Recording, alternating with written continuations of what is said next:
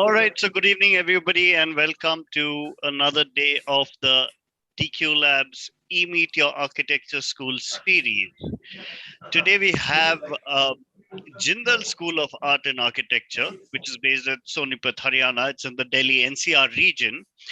And the reason I've called them here is because they're doing something really interesting, right? So the Department of Art and Architecture at Jindal School, they not only focus on architecture, but a whole sphere that surrounds that, right? So that's a um, beautiful space to be in. They love that and they're passionate about that. And what we are here today is to talk about this sphere, which, whether you're doing architecture, whether you're considering anything else, whether you have cleared NATA or not cleared qualified NATA as well. So options are open for everybody, but it's very important that you'll actually attend this, ask your questions, and be very proactive, because this is a really lovely platform and a webinar. And for this, we have Dr. Joydeep Chatterjee. Uh, he's the dean of Jindal School of Art and Architecture. He's a brilliant speaker. He's a very well accomplished architect, both from an academic perspective, as well as I'm not sure if he's practicing, but I know he's a fabulous architect, academician. He's done a double PhD from Cornell University, and and I'll let him tell you more about that. But but it's a very interesting and engaging, and he's been here before, but every time he comes here, he awes me. All right. Thanks, Dr. Joydeep, for coming in. Thanks, Dion. Can you hear me? Yes, I can hear you clearly. Wonderful. And thank you for organizing this. Yeah, sorry, you were saying something. Yeah, I was just saying we have Mr. Azad Ali as well, yes, who is here. Thanks, Azad, for coming on. So Azad heads the admissions and is pretty pretty passionate about um, ensuring that students get the best. And we're thanks Azad for having this Thank session you, organized. Dion. Thank you so much, Dion. Yeah, right. So over to you, Joydeep. I think let me stop my screen share. All right. And take it over to you. All right. Wonderful. Thank you, Dion.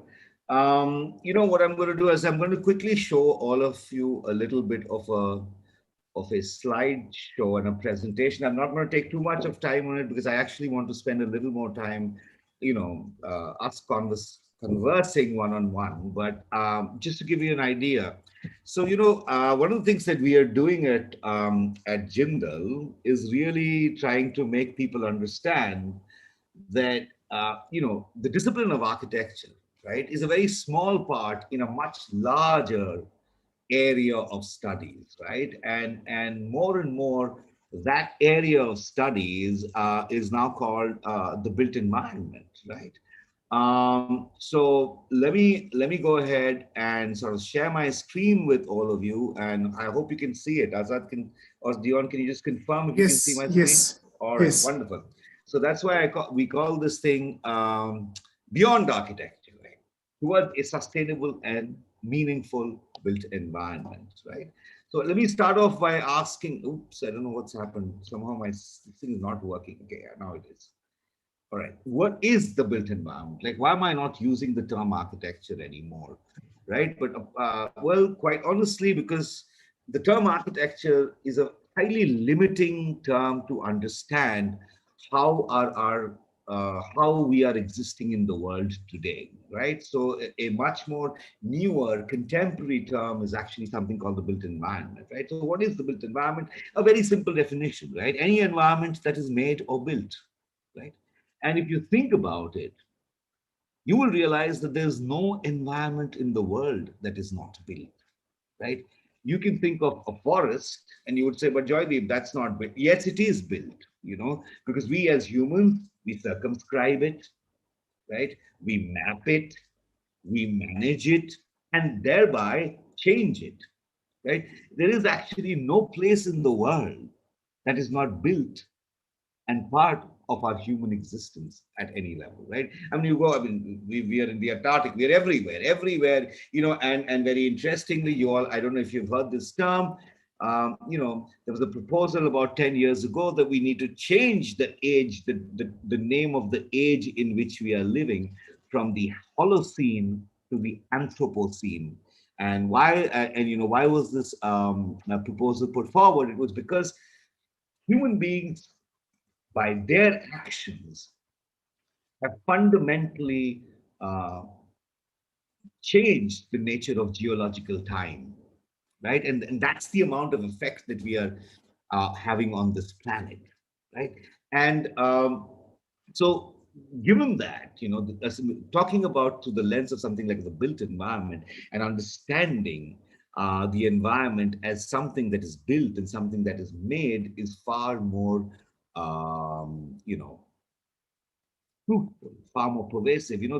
So the built environment can include our infrastructure, right? It can include, things like factories, it can include the parks, right? I mean, the term architecture, so you would wonder, what is architecture over here, right? But in the built environment, it's very clear what is the built environment here, right? It can include our cities, our neighborhoods, our markets, the rural area. You see, architecture, then we have to start thinking, okay, what is rural, what is urban? We get into all kinds of forests. The built environment as a term sort of encompasses everything in that sense, right? Now, you to realize, sorry, I apologize. I want you all to look at this little video that's there. Now, Azad, you'll have to again confirm if people can hear the sound on it. Can you hear the sound on it? Azad, sorry, Joydeep, the sound cannot be heard. Okay. Let me let What? me let me just reshare it again. I just need to then reshare it with including the computer sound. So then it'll work. Yes. Okay, wonderful. All right. Now tell me if you with a big opportunity can you hear me now? Yes, now you can hear. form economies, promote prosperity, and make cities more livable. But left unchecked, urbanization can put tremendous pressure on infrastructure, basic services, land, housing, and the environment. These congestion forces lie at the heart of South Asia's messy and hidden urbanization. Messy urbanization is reflected in the estimated 130 million people living in slums, characterized by poor quality housing in hazardous areas and a lack of basic services. Hidden urbanization stems from official statistics understating the population living in areas that have urban characteristics but fall outside of municipal borders. Because South Asia's urban population will continue to grow, the time to act is now. We must empower local governments so they're better able to deliver basic services, and in return, demand more accountability from them. Cities must better manage the quality of urban spaces, spatial structure, and improve connectivity within and in between urban areas. Local governments need to reform land and housing policy to ensure space for affordable housing is available, while fostering innovative housing finance to allow better access for everyone. And in the face of natural disasters and climate change, policies must be in place to ensure resilience. Only by preparing for urbanization can South Asia take full advantage of its transformational potential. Read the South Asia Urbanization Flagship Report for more information on ensuring that the future of the new South Asian urban society is a bright one. All right. Why did I show you this? This is a few years ago that the World Bank had come out with this report, right? But what's interesting in it is that about this came out about some 8 or 9 years ago now. What's interesting about this report is this, right? For the first time, you see that something like the World Bank is saying that, look, if you really want to survive, right, you've got to think of whether it's a question of space, whether it's the question of livability, whether it's the question of transportation. You've got to think all of this through interconnected lenses, right? You've got to think of it through ways of how questions of justice come together, how questions of governance come together, how questions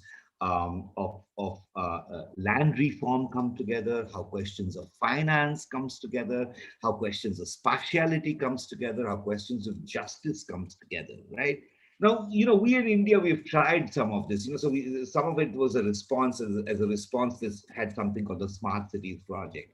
But exactly this project completely failed, right? This just did not work at all. Like, why is the big question? Well, quite honestly, because there's actually a lack of qualified professionals who can engage in such initiatives. Let me give you some idea here, right? I mean, look at the numbers on the left side of your screen. India has amongst the lowest number of people who are actually working on the built environment, right? We have about 0.23 as opposed to, let's say, a country like the UK, which is about 38 per 100,000 people, right? And not only that, the idea, right, which is there in this video, which is very, very important, is that you need people who work in the areas of whether it's housing, whether it's the core of waste regulation, climate infrastructure, spatial demand, accessibility, regulations, space resilience, development, equity networks, questions of policy in terms of land reform, infrastructure kind of services, all of these together, right? And not only that, we need so many kinds of people working, right? And this is what I meant by saying that, architects are a very small part of it. If you see, none of the names on the left actually have the term architect in it, right? They have something else. We need these kinds of people who are going to work across many, many, many, many things in this area, right? Now, in fact, I mean, here are some numbers for you to look at, right? So over the next 4 years or 5 years now, there's a requirement for about 45 million skilled jobs in this area, right? Just and these jobs are required at the neighborhood level, at the city level, at the greater sort of metropolitan level, at the national level, and then at the supra or the international level, right? There's all kinds of people who are required, right? So the question obviously comes in, what do you need to study, or what kind of a graduate do you need to be in order to avail of some of these kind of jobs, right? And the first thing to remember is, it's a helpful quote from Albert Einstein, who said, we can never solve our problems with the same kind of thinking we used to create them, right? So that's first thing to remember. So what is the problem that was created, and what was the kind of thinking that created the problem? In a nutshell, it was an idea that you had to be people who had only one specialization, right? So, let's say architecture. And they thought that architects could do everything, or just civil engineers. Civil engineers could do everything. The more and more one realized that's absolutely not the case. It might be a case where, if you're making a single building, okay, an architect can be sufficient for it, right? Or you can think of, you're making a little piece of furniture, so some, like let's say a furniture design can be sufficient for it, right? But if you want to talk about changing the built environment, you really need people who are going to have multiple expertise. All right. So, and in fact, one of these things was also sort of, registered and sort of this thing by Shoykot, who wrote this fantastic book called College Pathways of Possibility. And what does Shoykot argue in this book? He says, look, the way of the future is for what he calls a T-shaped graduate. That's what you see, that red thing. It's like a T, right? What did he mean by it, right? What he meant was this, right? That you've got to have a long arm. You've got to have one specialization, yes, one area, your core area of expertise, which you need to connect with other disciplines, right? You you need to connect with other disciplines. Okay, you constantly need to connect with other disciplines. So, what did we do at JSA? We kind of designed what we call the T-shaped graduate, right? So what is that? That's actually your major area of work, right? And then a minor area of work for everyone, right? So it was basically, think of it like this, right? There are 5 sort of majors that you can choose at JSAA. So there's something called the regular Bachelor's of Architecture program, which is a 5-year program.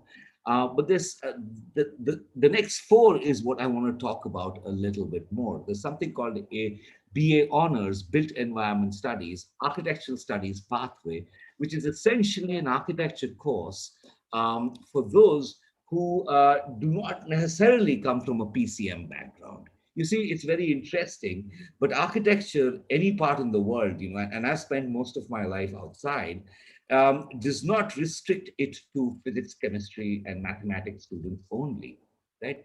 Architecture is not restricted to that. In fact, for now that I've been close in this field for close to what 24 years now, right? I'll tell you that mathematics is never used.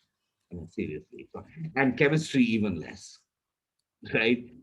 Physics, really, because you have structural engineers and civil engineers who do things like that. So you have to understand the reason why it's PCM in India. It's only there. India is one of the only few countries in the world which put this kind of a condition. No other country in the world puts this kind of a condition, right? So what we wanted to do was actually sort of bring an architecture program in India, which is like the rest of the world, right? Where you don't have this kind of a limitation, right?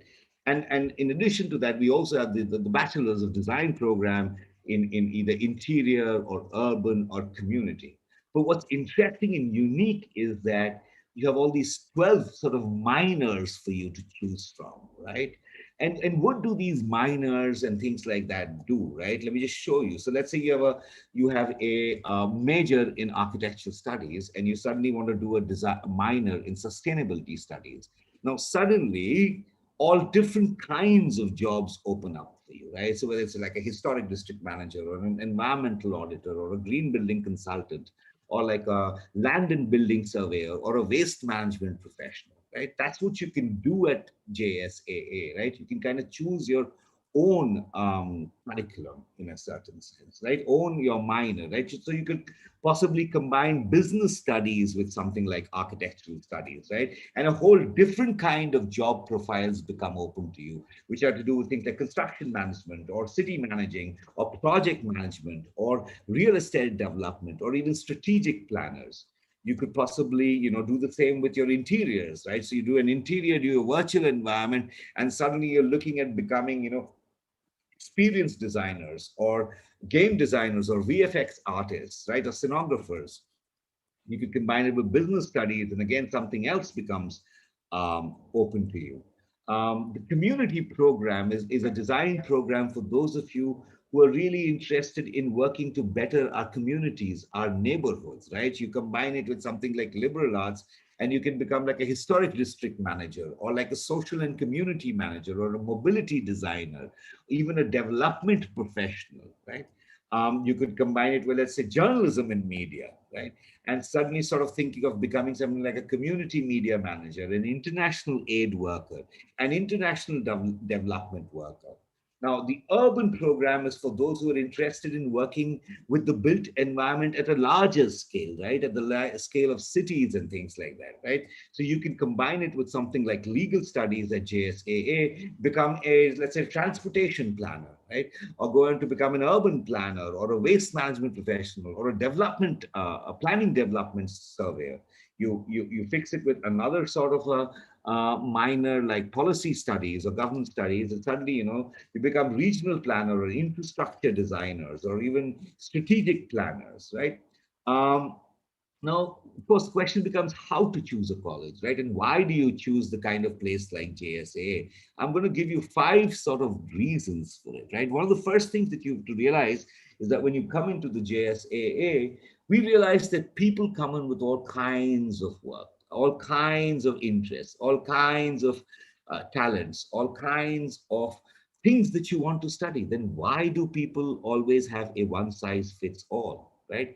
What we do at JSA is actually allow you to pretty much design your own curriculum. Your first year is kind of fixed, but after that, everything that you're seeing, we just give you your courses and you can design it the way you want to, right? You can decide to put something here, something somewhere else, something somewhere else. We just give you these different blocks of courses that you have to take. And our students just take their courses the way they want to, So second year will sit with third year, fourth year, Fourth year will sit with the third years. Some people will take ateliers together. Some people will take seminars together. The whole thing really works for them in their own way, right? The second thing, which is very, very important and what we believe in at the JSAA, is kind of realizing that, the problems of the built environment cannot be solved by sitting in a classroom. It cannot be solved by working on paper. The best way on to work and how to learn on how to change and rebuild the built environment is actually to go and work on it. So what you do at JSAA from your second semester onwards is actually work continuously projects, where you have clients, you have users, right? You have, different vendors. You work on all of that constantly together, right? Now, the third thing, which is very, very important, is that, we live in a world today which is completely global, right? So many of your programs at the JSAA have tie-ups with places all over the world. I mean, JGU as a university has more than 250 tie-ups. And we have, what are called short-term study abroad programs for you. We have what are called extension programs for you, so that, you can say, let's say, for example, you come into the BA Built Environment Studies program, you have an option of going in for something called an MArch in digital architecture with the Nottingham Trent University. So you do 4 years here and your fifth year there, and you get a master's in digital architecture, right? There are also research opportunities for you constantly, or working opportunities for you to work across with universities across the world. Our students are, for example, working with students in Sweden, and they're working on something called the World Atlas, the new World Atlas, right? Now, the fourth thing that is very, very important and unique at the JSAA is the kind of faculty you have, right? And we've managed to sort of bring together faculty from all over the world. So I'm just going to play this little slide for you to take a look at. We have people from Politecnico de Milan, from Heidelberg University, from Georgia Tech, from Purdue, from Bartlett, from Cincinnati, from Cornell, from Glasgow. We have some people from India, from Utrecht, from SEP, from SP. We have people from all over the world. And not only are they, most of them actually are trained in multiple disciplines. So, Dion introduced me. My degree as an architect is only at my undergraduate level, actually. My MA, PhD are not, right? So my first MA is in my history, theory, and criticism, and a second MA in cultural studies. My first PhD is actually in the history of urbanism and architecture. And my second PhD and my third master's is actually in anthropology, right? So I'm actually a historian and an anthropologist whose undergraduate degree was in architecture, right? And that's true for most of the faculty members here. For example, Girish, is a lawyer, urbanist, engineer. Kilje, whose name you can see, he's trained as an architectural engineer and then an urbanist. Aditya is trained as a media person, and then a geographer who works on urban and community studies. As Zai, for example, is trained as an architect, but then on gender studies. Sarovar is trained as a philosopher, then anthropology, and then architecture, right? So the idea is to have a completely interdisciplinary kind of a faculty from all over the world, which has come together to teach you, right? And this is that bit about that minor, right? That I just mentioned. Okay. Now, very, very simple. I just wanted to show you what are your kind of your entry requirements. Now, BArch, you all know that it's a ICSE CBSE board, PCM mandatory in 12th class, but for the other programs, that's not the case, right? So any board is allowed, right? Any subject combination is preferred, right? In fact, we prefer that you have diverse subject groupings in your class 12. So, if you're somebody who's, who's like crazy like me and decided to take, I don't know, mathematics with art and with English and with social sciences, wonderful. The diversity, some of you nowadays in India with what's called the British system, the Cambridge schools, or the international, the IB boards, right? The IB, the International Baccalaureate, they allow you things like this, right? Which is very much like what it is elsewhere in the world. So we actually prefer students with diverse um, uh, uh, uh, sort of entrance and or experience, right? Experience of diverse subjects, right? Now, how do you get in to JSAA? We have an institute-based examination, which is called the JCAT, which is the Jindal Creative Aptitude Test. And after that, we have a portfolio review, right? Now, I'm going to stop here. I promise to keep this short. You can find out a lot more about the school, if you follow our Instagram, which is actually run by students, or the Facebook and Twitter page. All of this is actually run by students, right? And there's a lot more information on that. So I'm going to stop here, Dion and Azad, and maybe just open it up. So if students have questions, they're most welcome to ask me. Great. All right, all right, all right. Thanks so much for that, Joydeep. Yeah. So Azad, do you have anything to add at this point of time, or should I go to the Q&A? You can go ahead for the question and answer sessions, Dion. All right, all right, all right. So anyone who has questions can most definitely come to the queue, can ask their questions out on YouTube. In the meantime, let me also do one thing, which is for those of you who have accounts on DQ Edge, y'all can actually come here to DQ Edge, and y'all can have a look at the information here, all the information that's spoken about, as well as the links to apply are here. So y'all can go here, and y'all can also have a look at last year's e-meet, which was interesting as well. So that is on DQ Edge, explore colleges, and you'll have the option to inquire as well as visit the college website from here. All right.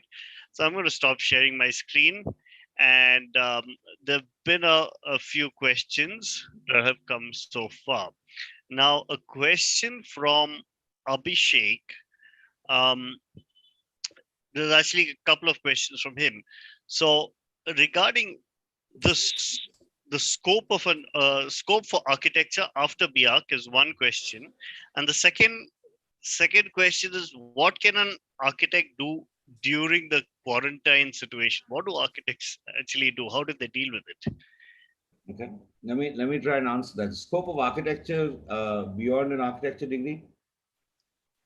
Abhishek was the name, right? Dion, did I get the name right? Yes. So Yeah. Abhishek, I'm going to be very brutally honest with you, and that's, I think, that's what my presentation was about.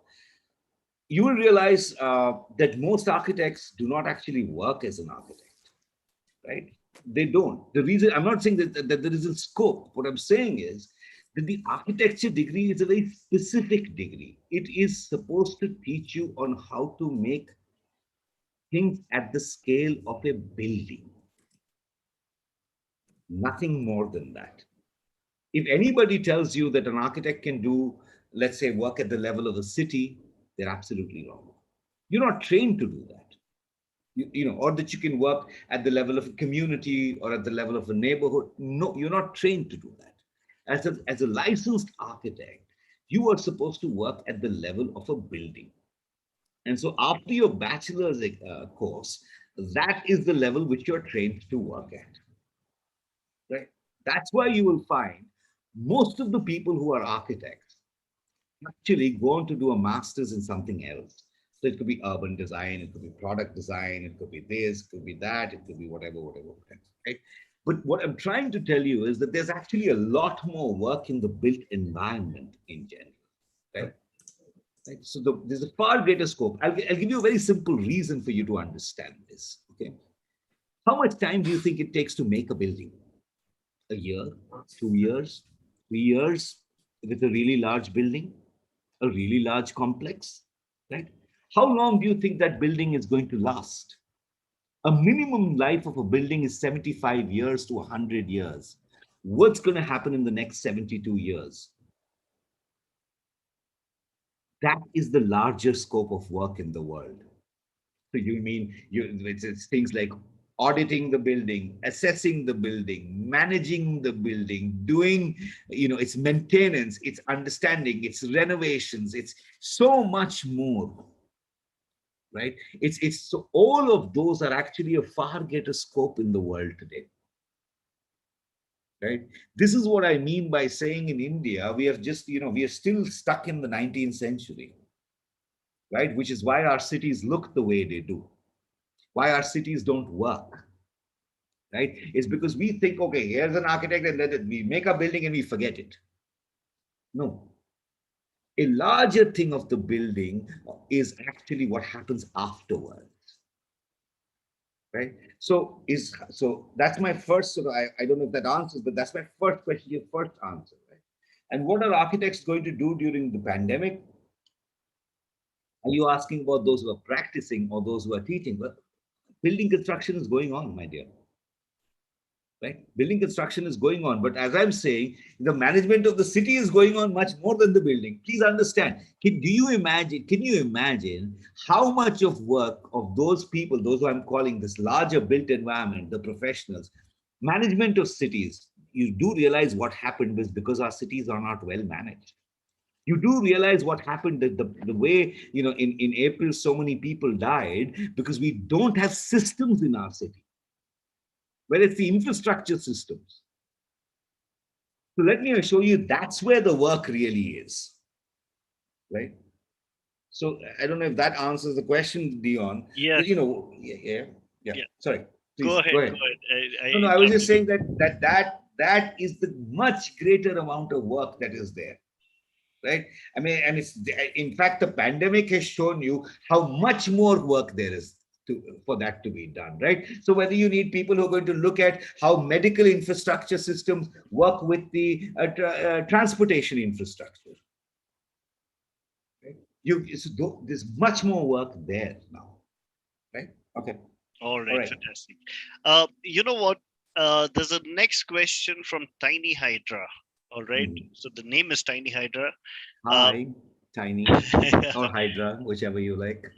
Yeah, but so she's asking. There's an interesting question that's asked. So with different degrees offered by at the university, how do jobs at the working level differ? Right. So with each It's degree, interesting. Dion mentioned I've come to DQ earlier. And we came to DQ. It was kind of serendipitous, Hydra, Tiny Hydra, that we met with Dion almost when JSAA was starting up, and and for that, at that point of time, these were some of our aspirations to change things. Here's this, Dion. This is a nice update for you too. Last winter, Dion, this winter, 100% of our students were working on internships. And believe you me, Dion, it was fantastic to see the kind of internships that we did. And so what we were imagining. So we had students who were training as community designers with working in a minor in environmental studies, and they were working in the wildlife fund. We have students who are in the architecture program, had a minor in writing, liberal arts and all of that. They were working for NGOs like Rethinking the Future, and all they were doing was blogging about the built environment. Please understand this. The world has changed, Tiny Hydra, right? Architect, I always ask people this question. You have any idea what's the number of buildings in this country that's made by architects, right? And when I ask students this question, and especially those of you who are interested in to go into architecture, they give me numbers like 60%, 70%, or 80%. And then I said, I'll give you a clue. In a country like the United States, it's about 7%. Do you want to change your answer now? And then they'll be like, oh, maybe 2%, 3%, 5%. And then I'm like, you're still about 10 times what it is. It's about 0.7%. Right? Right. So actually there isn't, it's fascinating to see the amount of work there is on different things. We've had students who are working with Nimrana. We've had students who are working with Sato in Korea. This is all this December. And you know, the interesting thing, why it was so, we've had students who are working with social, NGOs, with something called Kala Chopal and mapping Bulandshahr city virtually. One of the biggest sort of streams out there today, for those of you who are interested in the question of the built environment, is the virtual mapping of our environments, right? We have had students who are working with, Jugaadu Police, which is a firm which looks at heritage and cultural mapping, right? So what are our students doing? They're working in Kashmir. They were doing this as part of their internship. And now this is the new thing that we have started, that these companies actually come into our college, and we are calling them externships, Dion. Okay, so there's internship in which the student goes to the company, but an externship, which we have started this year, Dion, and we've had 15 companies apply, and they're teaching our students free of cost in the school on projects that are working outside, right? This is completely That is new. amazing. That is amazing. It's completely new. Okay. And you know, the students who are working in Goa, in Bulandshahr, in Japan, these are just companies who have come to us and now are offering classes, because see, every company actually likes to have a stake in education. They do. They just don't get the right forum. What we have done is provided them with a forum, right? We have tied up in the last year, Dion, with 75 different companies from all over the world, right? Who are now partner with JSAA. You know, Abu, who is our assistant. You know, here's the thing, Dion. We met when there were like 25 students in the school. We are now at 167, 180 students, right? We're like 30 faculty members. We're like exploded, right? And the thing is, you know, it's fascinating to see in the last year, 75 companies tied up with us. And you name a company, these are Fortune 500 companies, these are world famous kind of, I mean, something like World Wildlife Fund. How many architecture schools has World Wildlife Fund tied up with? They've tied up with us, right? And they are offering classes and projects for our student to do while in school, right? So that's a new kind of thing, Terry. So don't worry about the difference in jobs. Listen, one of the things that I can tell you is this, Tiny Hydra, is this. You know, no work out there actually comes with a label attached to it. No problem in the world says, oh, I will only be solved by a chemist and by nobody else. Problems don't come like that to you. Problems in the world are always solved collectively, right? So to answer your question, different kinds of work, yes, multiple kinds of work is what you will find yourselves. You know, I was reading somewhere very recently that the only skill that is going to matter in the 21st century is the skill of learning new skills. Everything else is going to be perfunctory. And I found that very, very interesting, because that's absolutely true. You know? All right. So I don't know if that answers, yeah, you know, Yes. Chinese. So, but I think what you brought in is a very interesting perspective, because what you're saying is there's a complete shift in thought process, right? Yes, yes.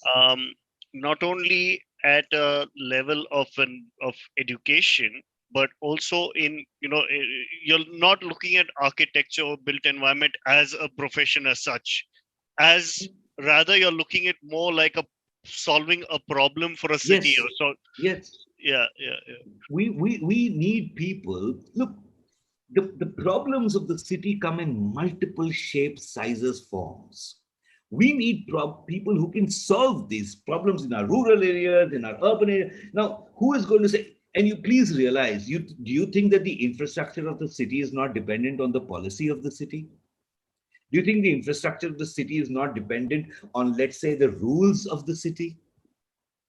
So if you are not going to work in a collaborative manner and be trained as somebody who's going to work across disciplines and in a collaborative manner, we are going to keep doing what we have done. And let me tell you, we recently had Mr. V. Suresh come in for the commencement lecture, which happened on the the 3rd of August. You know, Mr. Suresh is the chairman of the India Green Building Council. And he's also the national chairman of the Indian Housing Board and the courts. The first thing he said was, Joydeep, I'm so glad that you're the only college which is talking about this thing called the built environment. And he said that I am so glad that you guys are telling people that, look, we need to find professionals who can do what is called waste management in our cities. We are the third largest waste producers in the world today. Yeah. Right? And you know what? There's nobody managing this. Now, here's the interesting thing. Do you know how much of the waste can be sustainably used again back into our cities? People aren't working on it because why? You're not trained as you got trained as a 19th century architecture program which is running in rest of the schools. The world has changed completely. Today one of the largest hirers of those who work with the built environment is the gaming industry, is the virtual industry. We are planning to tie up with Dundee University. Dundee University has a fantastic gaming department and a game design department. What is that department doing now? They are combining with the medical school. And what is it? So they're using games, design, and medical information to find how disease travels. Imagine how much of help this is to something like the pandemic. So we have to stop thinking architecture or this is about making a building. That is 200-year-old way of thinking about the world. How many of us in the last 1 year have spent close to 9 to 10 hours in this environment? Is this not the virtual is something that we are all a part of now. So the distinction between virtual and real are collapsing. It's called augmented reality. We used to have this game called PUBG. It's all about augmented reality. Right? So the world, please understand, today we are kind of becoming cyborgs in a certain sense, if you think about it. We are perpetually linked, all of us, all the time. Our experiences are constantly mediated by the virtual real realm.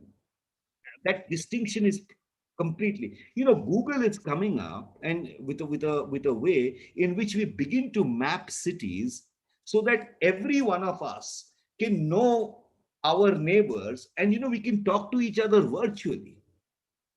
So you will be living in a real space and a virtual space at the same time. So if you are thinking that you will become an architect and you will make a building, you're about 200 years late right now. That's a very tiny part of what's happening out there. Right? Great. Thank you, Jadip. Yeah. Absolutely. Any other questions? I think one of the points you brought in that we're literally becoming like cyborgs, right? That's an interesting thing because incorporating technology is completely changing the direction of where we're going, right?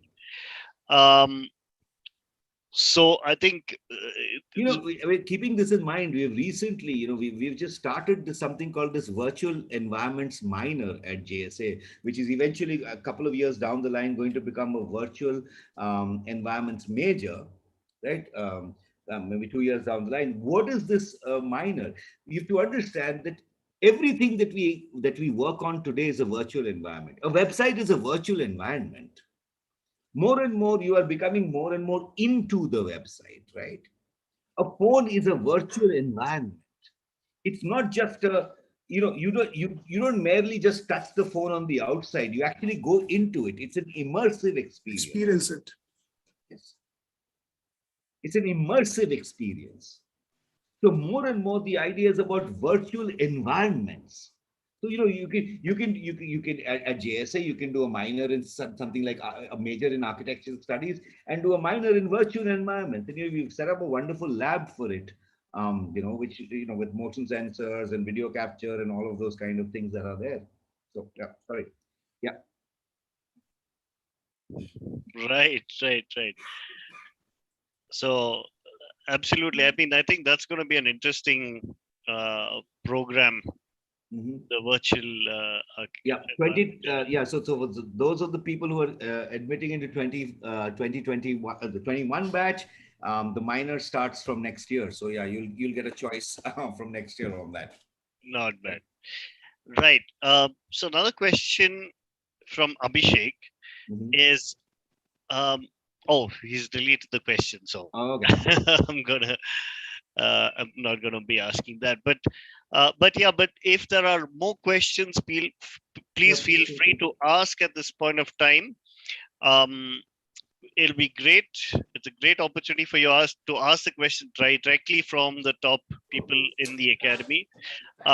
On the other hand, Azad, if you can give us a few details about the Yeah, absolutely, application absolutely. process. Yeah. yes. Why don't Yeah. you So do that? wonderful. So if you look forward to get admission into the 5-year Council of Architecture. Sorry, just a minute, just a minute. Just a minute. Sure.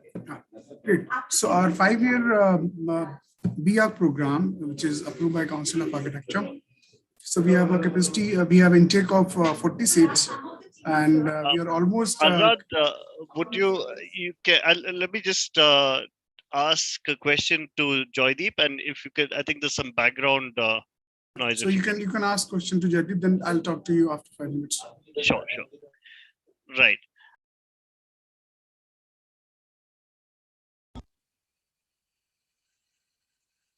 Dion, you're muted for some reason. All right. Can't hear Sorry. you. Yeah, I've unmuted. Now, probably the other thing I wanted to ask you about is the association with colleges like NTU and all of those, right? How significant is that for a student of Jindal? How much do they actually get to interact with students from other universities? Couple of things. So, look, right now the interaction is all virtual because travel is closed, right? But otherwise, yes, you have multiple ways in which you interact. One is through what can be called common. Let me spread this out. Okay, first is when you are in your college itself, right? So there you're working with students from all over the world on research projects, on what can be called competition projects, on certain design, applied consultancy projects, urban projects, all kinds of projects, right? So this could be mapping projects, for example. So students are working, like I told you, with Sweden on this. In fact, so we are they worked with UCL in London on something on a mapping project in London. So all of this goes on. Then there, for the really short term, there's something called the World Cities Program that we have, right? Which is a set of 20 cities. And what we do is kind of take students to, depending on a year to one or two of these cities. Then there's something called for a slightly longer period of time. That's called the short-term study abroad program. Now that's usually a 2 to 3 week program where you get between 1 or 2 credits at a host university, right? So then there are again there are some 40-50 for you to choose from in this. Okay? Then there is something called the semester abroad program, right? Where you actually spend a semester somewhere else. Again, there's a whole list of places, both from within the JSAA, but also larger JGU communities. Because understand this, Dion. Remember, because of the minor and the flexibility of the programs and all of this, we have students who are in the architecture college who are saying, I want to go into a short-term study through the business school, not through JSA. So you can do things like that also. Do you see what I'm saying? Because of the major minor kind of combination, right? Finally, then there are what would be called extension programs. Extension programs like the ones that I mentioned for NTU, right? We are also tying up recently with the Inchbald School of Design in London, right? So what you do is you do something here, and then you go and get your extended degree somewhere else, right? And eventually, so some of the extended programs, we are in talk to make some of them dual degrees, as we go ahead, right? So there are all kinds of options that are there, right? And finally, there's also the idea that, look, if you looked at your own faculty roster, about 80% of the faculty members are themselves people who have taught, studied abroad, and so there's a kind of a globality and an internationalization that is built into JSA, because all of us have been trained and taught abroad. I mean, I only moved back to India some 9 years ago. I spent most of my academic career and everything in the United States, right? So in that sense, in that sense, right, that the idea of having a global community of researchers, students, learners, designers, builders, whatever you want to call them, is a critical aspect of JSA. We cannot, it's not something that's added on. Do you see what I'm saying? I mean, in the very coursework that is there, in the very, all of it, you'll realize is like what your peers from the world are studying, not really what other schools are doing in this country.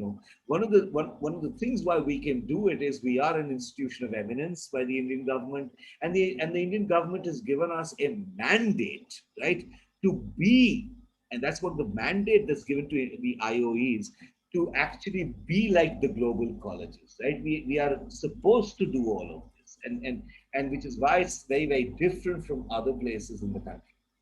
I don't know if that answers your question, Dion. Yeah, absolutely. It answers my question. Is also, Tiny Hydra had the same question on those lines, right? Where she was asking, how do students about the system, how students choose courses and can have that flexibility of choosing their own path. So, Tiny Hydra, I hope you've understood that. Yes, I mean, you should talk to some of our students, Tiny. You will see that they take courses from all over. Like a couple of minutes ago, I just had a message from the student saying, sir, we had taken some other course. We just want to shift and take some courses in landscape, and somebody wants to take it in the business school. They're just doing that. They're just constantly. It's kind of fascinating. You see, there's another thing that happens, Dion, and I think this is very, very important for students who want to come to JSA to realize this. Look, we are kind of giving you back control of deciding your own life at the moment. You realize that, right? You are now the maker of your own destiny. You are the one who's going to say, these are the kind of things that I want to study, right? And in that, and that's why it becomes so much more exciting for the students, right? Because students are like, wow, I mean, I can do anything that I'm like, yes, you can. Combine it in the way you want to. And, we give you some basic core requirements, but other than that, your game, play it as well as you can, is how we say it, right? All right. So we've got a few minutes left. Azad, if you wanted to, I don't know if Azad wanted to talk a little bit about the yes. Great, thank you, Dion. Right? Thank you so much. So it was a little disturbance. The Vice Chancellor just walked into the office, so it was a little crowding. Great. Thank you. So as I was saying, the Council of Architecture has approved for 40 admission at Jindal School of Art and Architecture. And maybe by end of next week, we will be closing the admissions as we have only 3 to 4 seats are left. So those who are looking for the opportunity not to waste the year, you still have the option to fill up your form. If you already got an offer, pay up the fee and start your classes as soon as possible. Because we are the one who started the classes from 16th of August, that's Monday. And the first week will be a little slow. So you still have opportunity not to lose a single class. Sorry. The first week is usually kind of what's called shopping week. Again, it's like an American system, right? Because, students sometimes find themselves, okay, I don't like this class, I want to take something else kind of thing. That doesn't work. So, I mean, that's not so true for the entering batch, but it's true for the second and third and fourth year batch. But as a result, the first week is always kept light across the school, right? You're kind of just given an overview of the classes that you're going to take. You're introduced to all of that. Sorry, please continue, Azad. I just wanted to throw that in. Yeah, thank you. So we are close with the interior design. And if you're looking forward to get admission this year, I'm sorry, we do not have the seats available. But yes, we have a few seats available in the BA Honors Built Environment Studies to get the specialization into the architecture studies that also have a integration with Nottingham Trent University, as Joydeep discussed in the presentation, to choose BA Honors in Built Environment Studies plus your MSc in Digital Architecture from Nottingham Trent University. Yeah, Dion, over to you. All right. There are a couple of questions, Dion. Can I address these questions? Sure. Couple of questions. Let me address two questions that I think that are very, very important, right? So the first question is, so why would a faculty from Harvard, Oxford, Cornell, me, for example, why? So ask me that question. Why would I come here directly, and why would I just leave and go? No. You know, I'll tell you something. While it was great teaching at the top universities in the world and being there, you know what's the challenge here? And what I'm not going to get there is a place to start and make it as good as, if not better than them. Now, for me to change a thing at Cornell, which has been, the architecture school was established in 1861 at Cornell. So that's a 150-year-old architecture school today, in this particular year, right? It's already set in the ways it's doing things, right? But to make an institution like that here, to make it even better, and to do things that you cannot do there, that's the bigger challenge. So that's one of the first reasons why somebody like me has come back. But let me give you another reason. You know something, and I'll be very honest with you, the engines of development of this world are no longer in the West. The engines of development of this earth is now South, Southeast Asia, Asia, East Asia. This is where the world is happening. You know why? Because 3/4 of the world lives here, between Africa and Asia. If this part of the world does not get its act together, and this is where all the challenges are, then we have no future as a humanity, right? This is where all the innovations are happening now. Because you know why? This is where the kind of problems that we face, the West cannot even imagine. Don't get me wrong. It was fantastic living in the United States, but it was an extremely boring place. A city in Sonepat is so much more exciting because it's crazy out there. And it's within this chaos that the best innovations and the best improvisations happen. And the problems of humankind can be found. So if you really want to work with, you see, I'll give you an idea. I don't know how many of you understand this. You know, sometimes people will say, I don't go to a Sarkari hospital, go to a private hospital. I always tell those people, you're fools, right? You're fools because, you know, in a government hospital is when the doctors are the best trained. You know why? Because they see 3 times the number of patients that somebody else does in a private hospital. They deal with 3 times the number more of complications and under worse circumstances, and therefore are far more innovative and skillful in what they do. Right? So that's my answer. That's my very personal answer to why somebody like me is today sitting here in Sonepat and trying to start, right? Both that it is a dream at some level, a very personal dream, to really change how we do things about the built environment here. And you know, one has managed to pull one's friends from all over the world and get them to buy into this dream. Okay. So, and they're all here. They're all here. You know, when you come here, you'll meet all of them, right? And not only in architecture school, even in from everywhere. All the colleges. 27% we have of expatriates in the campus. 27%. That expatriates are. Azad, that's expatriates, but 75% of JGU's faculty is internationally trained and Exactly. returned from there. Exactly. Because, you know, sometimes, you know, you find a place where the dream to come back and set up something here is far more important. Right? So that's point number one. Second number. So, somebody else has also asked, why are the fees so high at our university? Yes. Yes, they are high. I'm not going to deny that, right? But you know what? Here's what I'm going to try and tell you. You are getting the same kind of education taught by the same level of people that you would get in UK or in the US now. Because go and look at Cornell's website and look at where their faculty comes from. And go and look at JSA's website and see where their faculty comes from. You'll say, oh, they're from the same places. If their faculty is trained at Berkeley, so is ours. If their faculty is trained at Cornell, so is ours. If their faculty is trained at Harvard, so is ours. You know what's the fee structure there? At last count, it's about $55,000 just for tuition. That's 35 lakh rupees. This is 1/10 of that. But you're getting the same kind of education. So yes, while it is a little expensive for our country, I'm not going to deny that. It is not by global standards, number one.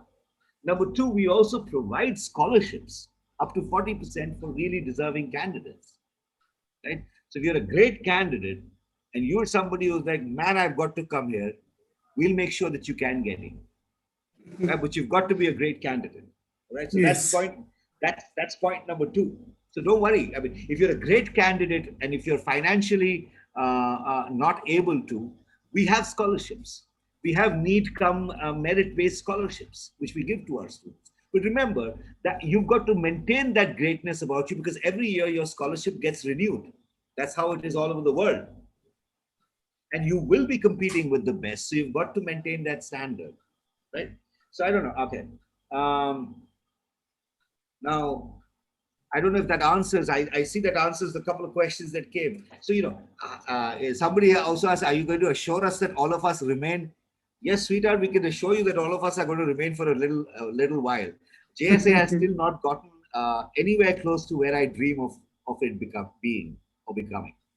Right? We've made a great start, let me tell you. We've made a great start.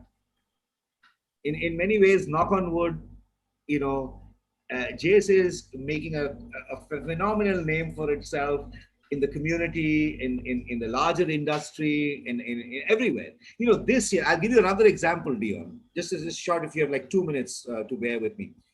The first school in India to start an undergraduate conference on the built environment in the country. Now this is, and you know, Dion, we were very scared. We were like, is this really going to work? Dion, we have received 75, 80 entries from students from all over the world. We were thinking that maybe we will have 20 entries and we'll have to call all 20 of them because we were planning to have 20 papers presented. We received 8 of the first. What I'm trying to say is that this is a great start, but there's so much more to do here.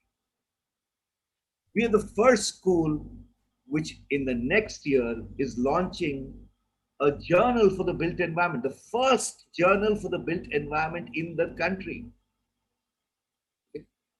This year, we have launched a fantastic newsletter, a blog. Go and read that stuff where our students are writing. None of this thing is happening anywhere else. Right? So to answer your question in a nutshell, I don't think anybody is going for a few years here. At least and as long as I am there, most people will remain. I can assure you of that. So, okay. All right. Any other questions that I can answer? Or yeah. No, no more questions coming in, but right. just more like a comment from Tiny Hydra, who says, while I'm not sure if I'll be coming to JSAA, I have to say that the college and its ideals are extremely impressive, and I'm hoping a lot more schools learn from you and modernize the system. So let me ask her in return, why is she saying that she may not come? So you know that there's a great place and you still want to go to some place that's not so great. I like to ask you why. That'll help me understand you a little better, actually. Tiny, like why? Is it a problem of money? If it's a problem of money, as I'm saying, if you're a great student, come, we can give you a scholarship. That's not a problem. But if you are knowingly going to say that, oh, wow, this is a fantastic school, but I'll go somewhere else. Huh. Yeah. That's interesting thinking is all I'm going to say. All right.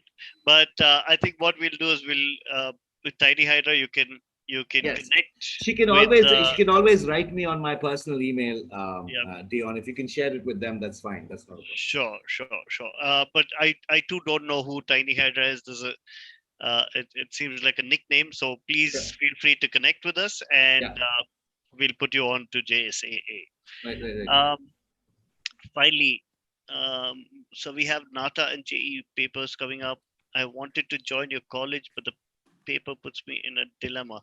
So Math Bible is saying we have NATA and JE papers coming up. That is coming up towards the end of this month and next month. I wanted to join your college, but the paper puts me in dilemma. Math Bible, if you could possibly, I got his question, Dion. Can I answer this? Yeah, go on. Okay, so what we are doing is now, because we do care for you, so you have option to join us provisionally based on your admit card and your registration number that you already register for NATA September and J2 in the month on 26th, 27th of August. Based on that, we can offer you provisional admission, conditional that you're going to submit your qualifying NATA score. Because the JE again is in the JE score now have a question mark as per the Council of Architecture.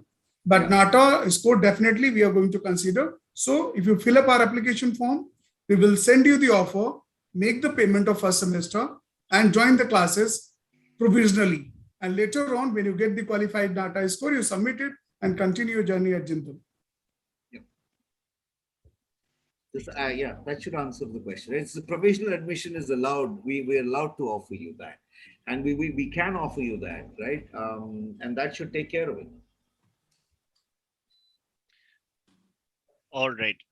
What I'm doing is I'm putting in Azad's contact details. Yeah, please. Yes, please. That will be great. Right. So hold on. So I'll do that. So Azad is the Director of Admissions and Outreach, and mobile numbers and email address as well. Okay, so I'm going to do that. So all the information has been put into the chat.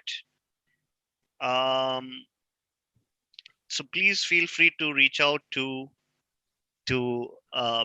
Azad Ali for all these questions. Math Bible also wants to understand what provisional admission means. Okay, Matt, I'm going to try and explain this to you. Yeah. So a provisional admission. So let's understand how does the admission happen. And firstly, this is for, I'm assuming this is for the BARC program. Yes. Right. So in the BARC program, how does your admission happen? 2 scores are counted. 50% of your grade 12 exams and 50% of your NATA scores. These 2 scores are added and your total score appears, right? And then based on a ranking, right? You are given an admission, an offer of admission. Now, in your case, for example, what we don't have is one of those 2 scores. I'm sure we have your 12th class because that has already been announced for everybody. Yeah. So we have one of your scores, and we have an idea of what's the average score of the students who are already here. So if you get, right, so we can kind of give you a fair enough idea that, okay, that if you've already got your 12th class grades, we've seen your, you've applied for your NATA. If you're going to get that many grades, your temporary admission will become a full-on admission. So what we do is, based on your 12th class, give you a provisional admission. Now, there's a caveat here, right? You may wonder that, all right, Joydeep, what if I don't do very well on the NATA? What do I do then, right? What if I get less than what is the qualifying score? So if it's less than the qualifying score, obviously we cannot do anything about it, right? Then the offer will have to stand rescinded. But if you do get the qualifying score, we do have an idea of who we give admission to, because we have a certain amount of cutoff both for the 12th and the NATA score, right? I'll just tell you in a sense, right? Historically, right, we've seen this. We know what are the scores in which our students come from.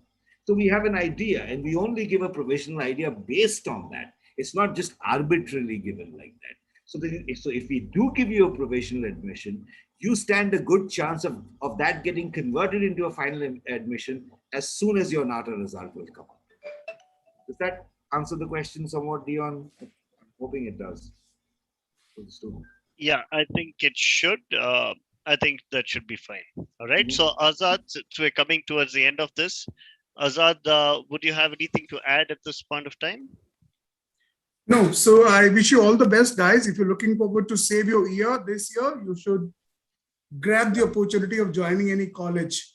Wasting a year or dropping a year may not help you to for your long-term career goals, because the time you graduate. Yeah, sorry, Azad, go ahead. I apologize. The time you graduate, your people, your colleague, your friends will be a year ahead to you in the industry, and that continues for a lifelong. So it's better join somewhere. Yeah. The one thing that I wanted to tell you is, look, I started this talk off by saying beyond architecture. So think beyond it, right? There are all these other 5 courses for you to look at, right? And you will realize that, I don't know if I could, look, it's very, I mean, if you just look at the coursework that there is for, let's say, the architectural studies program, you will realize it's better than the coursework for the architecture program, because we have more flexibility to do the kind of things that we want to. So stop thinking only 5 years BArch, think a little beyond that, right? That's sort of the parting words that I want to give to all the students who are here today. Okay. All right. Great. All right. Thank you, Dion. Thanks so much. It's been a pleasure having both of you all here. Same here. Always a pleasure. And to the audience, thank you for being an interactive audience and asking so many good questions. It's been interesting. Math Bible, you're asking, won't you take more than 40 students? Let me. We can't take. Yeah. We can't take even a single more student.